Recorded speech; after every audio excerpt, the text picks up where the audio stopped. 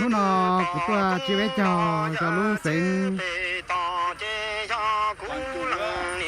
con chú na nhớ tết thờ có lì nên nhớ thì có nên nhớ từ lúc tết thờ nên sao tiệt tết thờ có lì chúng nó biết cho mong tất gì mà tôi cho tết thờ có lì nó là cũng mua nó biết cho mong nhá na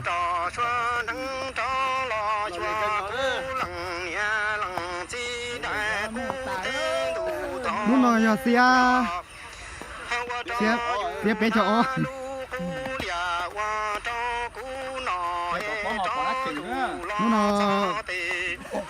nó nói chỉ biết chờ mong nó sẵn đủ cầu lì đấy. Ô, nè thì tiền đó, thế là kiểu chấp lời đấy.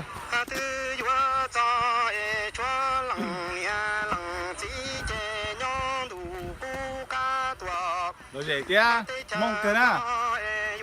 Vâng, có lúc bé cha. Cũng bé là, cũng bé hôi tia.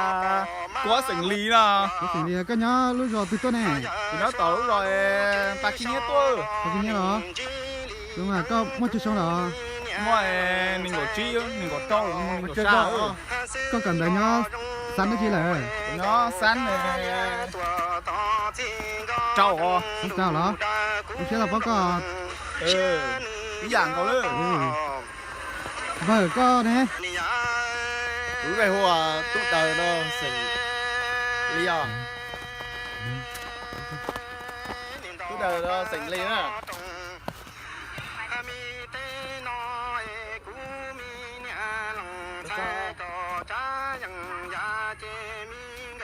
Bảo ra bỏ phát đầu quá. Bỏ cái tay cái đầu cái ông nó tịt tay ông nó tịt khó chứ.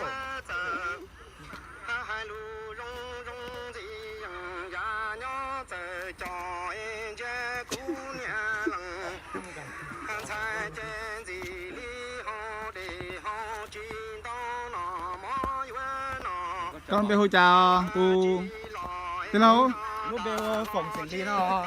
Cái nhà học từ tua Nó bắt tay lao. nghe bắt đầu là tôi rồi. Ồ, nên nó bé trâu trên hông này mà đi sau. Nó tạch này kia phần đầu.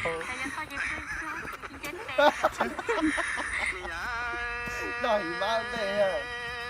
Bỏ bác xin nước thích sao đó. Nó chín hông này sau đó. Chả chúng mình không có tôi đây, không có một thứ tao.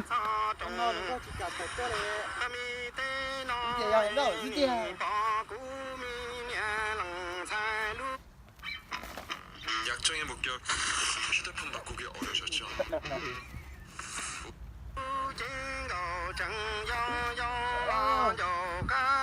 Ôi, nó đi nước nào xá xá liền à?